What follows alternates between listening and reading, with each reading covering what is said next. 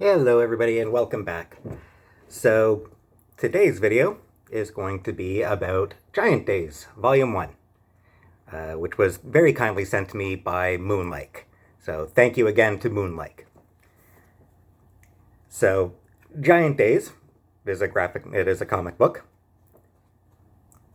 It was written by John Allison, illustrated by Lisa Traiman, colors by Whitney Koger, and letters by Jim Campbell.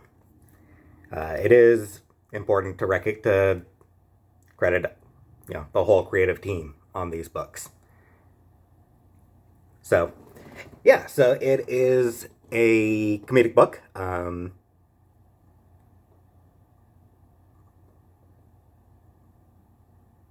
It has, in fact, won Eisner Awards, which are sort of the comic book version of, or the comic book equivalent of the Oscars, except respected.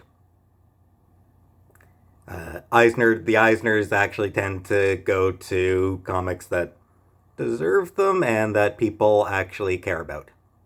Anyway, in 2019, it won Best Humor Publication and Best Continuing Series. Then in 2016, there's Best Writer, Best Continuing Series, and in 2018, Best Continuing Series. So it's a series that has a lot of prestige.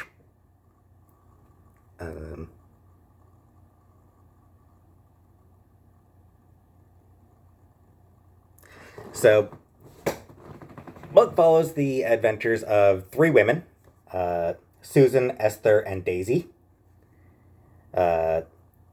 on their college adventures, the university adventures.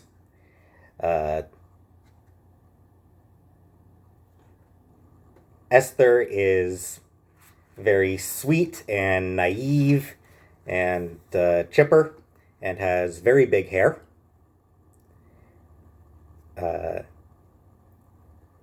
Esther is she's described as pale and interesting, and she's a bit of a goth, which is pretty hot. And then there's Susan, who is sort of the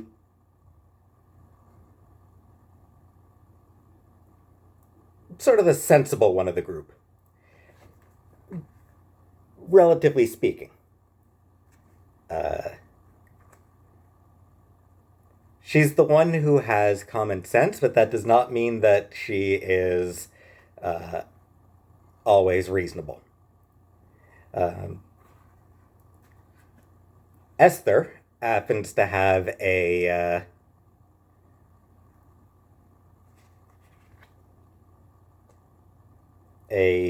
what's it called? What do they call it? A drama. What was the term they used? Yeah, she attracts drama, is what it is. Just constantly.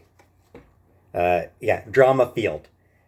She's described as having a drama field.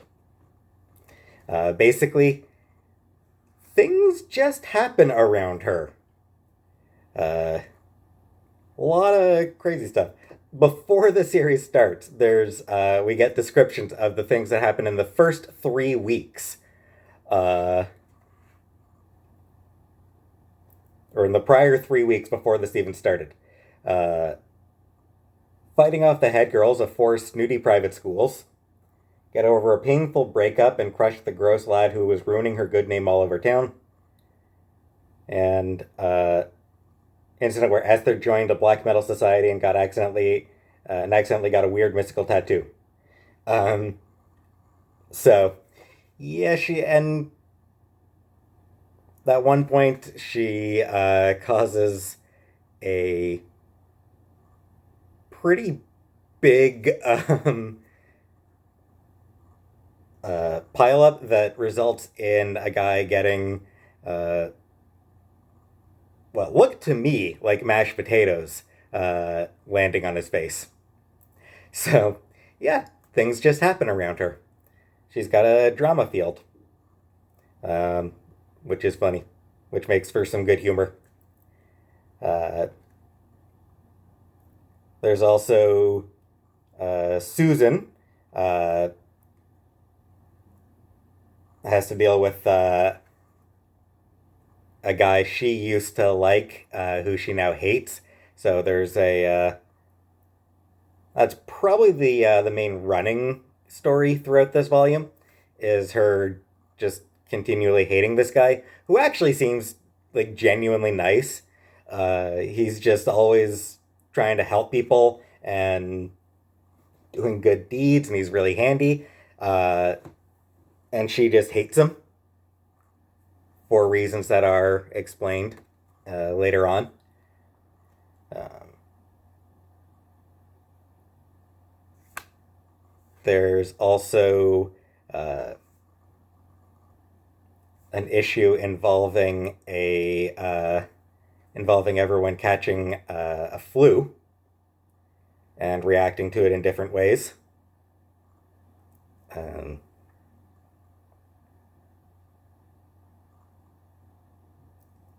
Susan gets uh, really stressed out because she can't smoke while she's got her flu because her throat hurts so much.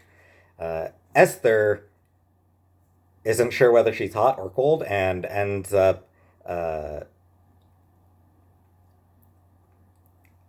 ends up trying to go to a hospital and instead uh,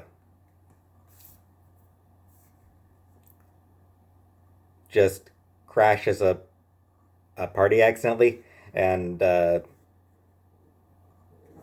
Daisy gets hooked on a hooked on some sort of pet pills that result in her having a conversation with a pigeon. Also, later on, she adopts a baby bird, so that's cute. Um,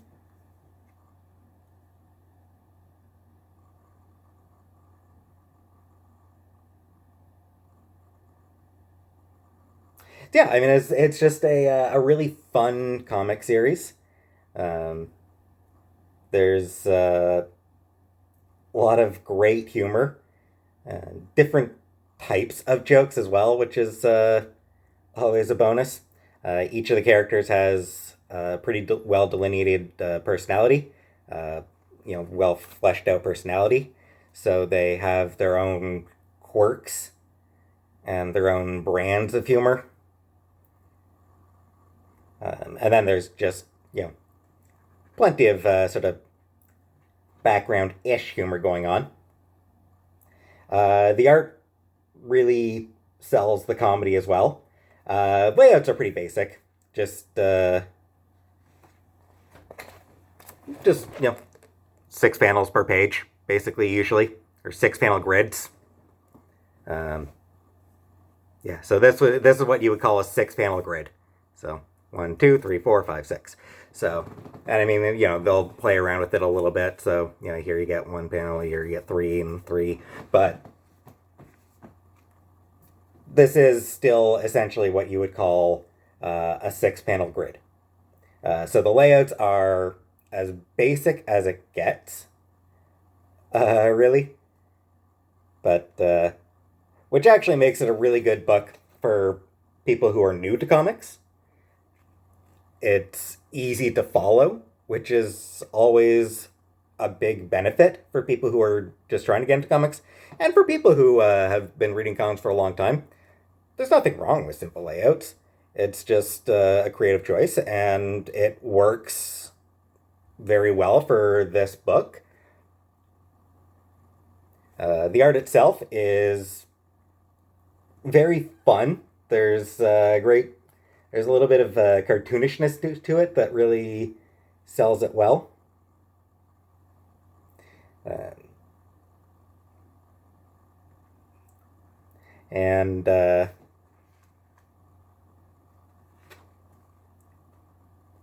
Really nice colors as well.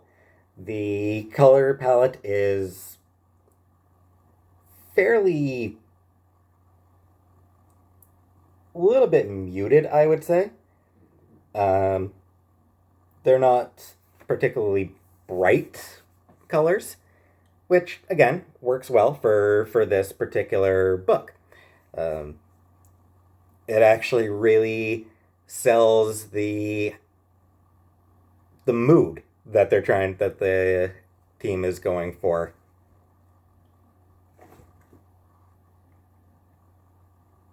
And